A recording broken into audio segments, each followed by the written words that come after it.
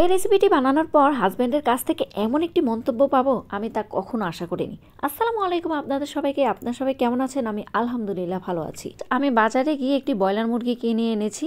এই ব্রয়লার মুরগিটি ছিল 1 কেজি 400 গ্রাম।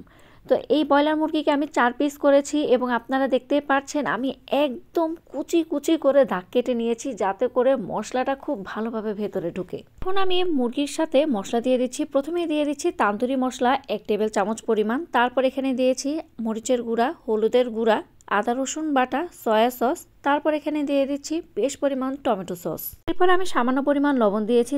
এরপর একটি লেবুর অর্ধেক অংশ আমি এখানে চিপে দিয়েছি।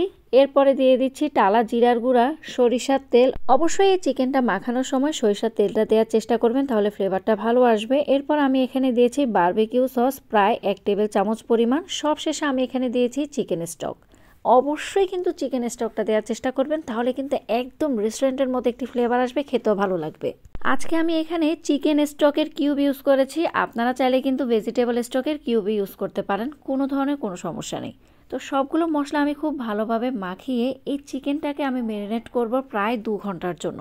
আপনারা চাইলে কিন্তু এই চিকেনটাকে সারা রাতের জন্য ম্যারিনেট করতে পারেন, তাহলে কিন্তু খেতে আরও বেশি ভালো লাগবে। কারণ সারা রাত যখন আমরা এটাকে ম্যারিনেট করব তখন কিন্তু এই চিকেনটা একদম সফট হয়ে যাবে আর খেতেও কিন্তু ভালো লাগবে। চিকেনটা মাখিয়ে ফ্রিজের নরমাল চেম্বারে রেখে দিতে হবে। এখন আমি একটি প্যানে নিয়েছি সরিষার তেল। সরিষার তেলটা যখন হালকা একটু গরম হয়ে আসবে তখন আমি 2 পিস চিকেন দিয়ে দিব।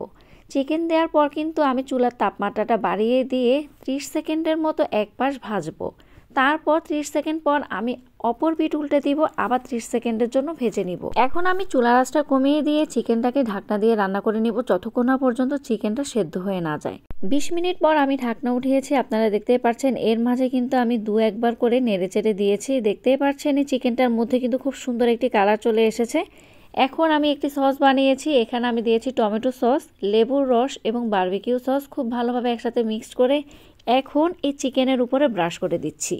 এক পাশে ব্রাশ করার পর এখন আমি চিকেনটাকে উল্টে দিচ্ছি যাতে করে খুব ভালোভাবে এই চিকেনটা এই সসগুলোর সাথে মিক্সড হয়ে যায়।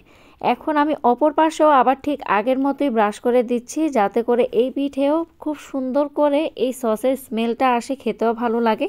সস ব্রাশ করার পর এখন ঢাকনা দিয়ে 2 মিনিটের জন্য চিকেনটাকে আমি রান্না করে নিব যাতে করে এই সসের স্মেলটা চিকেনের ভেতরে ভালোভাবে ঢুকতে পারে।